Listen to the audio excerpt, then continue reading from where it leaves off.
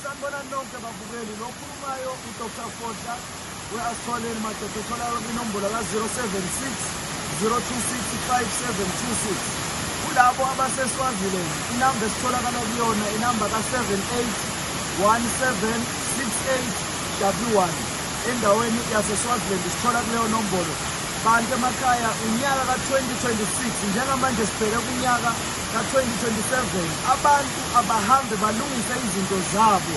Uhambe uhlole ubheke impilo yakho la ikovele khona noma la ihambe yavaleka khona. Kunezinto zempilo ezibalulekile okufuna ukuthi uzenze wena yourself zibe yi-secret yakho. Ungahambi umemezelela abantu ukuthi wenza lokhu noma uyalungisa. Mawuya kwenye inyanga ungahambi umemezela ngoba kukhona iy'fokwe ey'thwebulako noma ezithatha yonke into osuke uthi uhlela ukuyilungisa ngaleso sikhathi. Kunemsamu emoshakele emakhaya kodwa angeke uze ukubone ngoba le nkinga ibhekane nawe nomuntu oyinyanga akazilaphi yena. Ukuze izinto zakhe zenzakale noma ziphumelele udinga omunye ozombonela eceleni.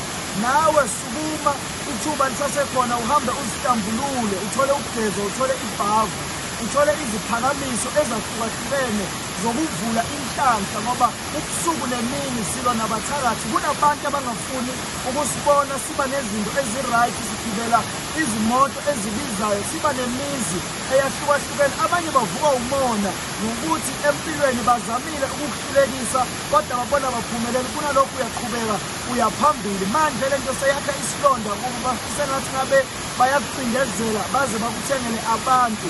Hamba uye koziqinisa uthole izinduku zokuqina uvikeleke, isithunzi sakho sibuye, ube ubaba wekhaya, ube umama wekhaya ozothile. Nasesikoleni abafundako bakwazi ukuthi baphase baphumelele, kungabi khona into evala inhlanhla. Lona ukhulumayo uDr Fodla utholeka kwinombolo ka-076 026 5726. Esigodlweni esikhulu kaMhlaba Uyalingana enye inombolo ithi 064 847 3W10. Kwinamba yaseSwaziland ithi +268 7817 6811. Abantu abaseSwaziland baya-WhatsAppa, bayafona, inamba ikhona ngaso sonke isikhathi. Uma kuphela inyanga njalo ngomhla ka-25 eSwaziland ngiba khona ngama-date suka ku-25 kuze kuyophela inyanga. Bese esigodlweni kaMhlaba Uyalingana sihlezi sikhona ekhaya, izinto ziyenzeka. Bonke abantu abaphile baphumelele baphathe inhlanhla bangene kahle enyakeni ka-2027 la esiya khona.